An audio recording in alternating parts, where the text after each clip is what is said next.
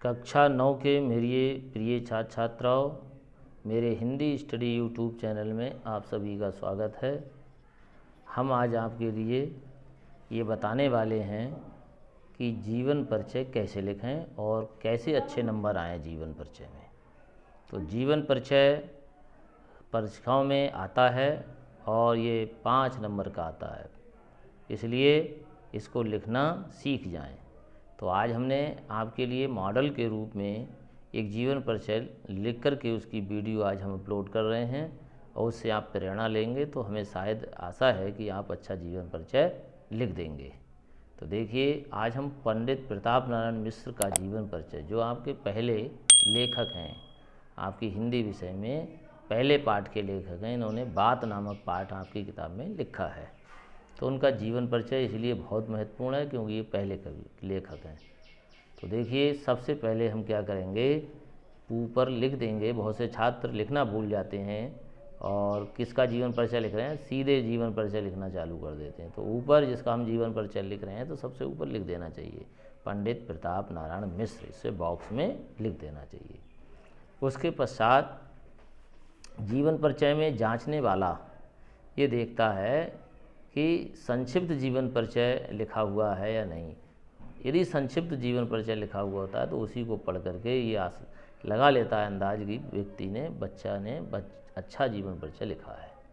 तो देखिए, संक्षिप्त जीवन परिचय में एक बॉक्स बना लेंगे जिसे बना हुआ है और उस बॉक्स में लिख देंगे मेन चीज़ें। जैसे जन्म लिखा है 1856 ईस्वी उन्नाव, पिता का नाम लिखा है पंडित संकटा प्रसाद और शिक्षा लिखी है कानपुर में, और मृत्यु लिखा है 38 वर्ष की उम्र में 1989 में। जैसा इनकी प्रमुख कृतियाँ हैं वो भारत दुर्दशा, बुढ़ापा, प्रताप लहरी, हठी हमीर आदि।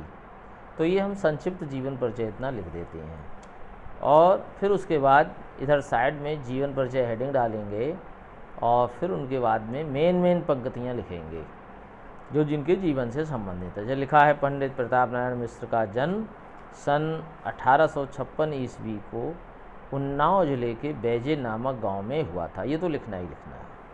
इसके बाद इनके पिता पंडित संकटा प्रसाद मिश्र प्रसिद्ध ज्योतिषी थे। ये कानपुर में आकर परिवार सहित रहने लगे और इनके पिता इन्हें ज्योतिष पढ़ाकर अपने पैतृक कार्य में लगाना चाहते थे।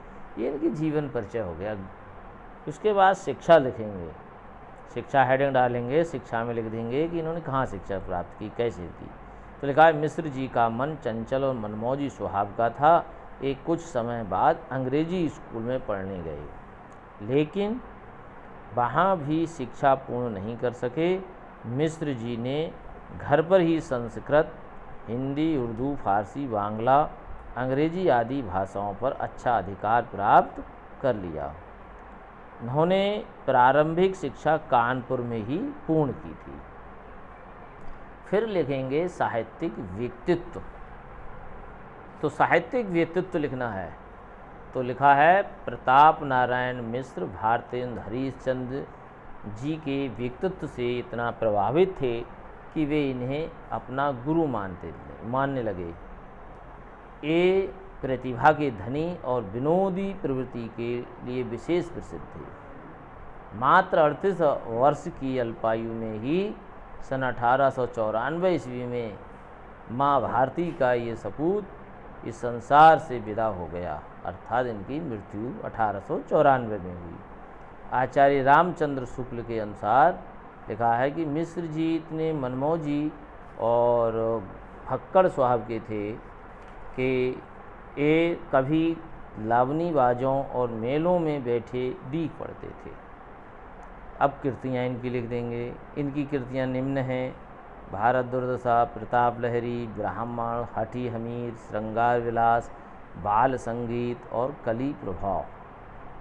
फिर उसके बाद इनकी लिखेंगे भाषा शैली कि किस भाषा का प्रयोग करते थे अपने काव्य में। तो लिखा है मिश्र जी की भाषा सरल, सुबोध, मुहावरेदार और प्रभायुक्त थी। और साहित्य में स्थान लिख देंगे। साहित्य में स्थान लिखेंगे मिश्र जी का साहित्य में महत्वपूर्ण स्थान है। इनका साहित्य हिंदी क्षेत्र की शोभा में 4 चांद लगा देता है। इतना लिखेंगे। हमारे पाठ्यक्रम के अनुसार इसमें 80 से 100 शब्दों में हमारा जीवन परिचय पूर्ण हो जाना चाहिए और इतने ही शब्दों में लगभग प्रयास किया गया है और ऐसे ही आप सभी लोगों को लिखना है तो अच्छे अंक मिलेंगे, परीक्षा में अच्छे नंबरों से पास होंगे। प्रिय छात्रों, हमारी ये वीडियो आपको पसंद आई हो तो हमारे हिंदी स्टडी यूट्यूब चैनल को सब्सक्राइब करना ना भूलें और हमारी वीडियो को लाइक करें। धन्यवाद।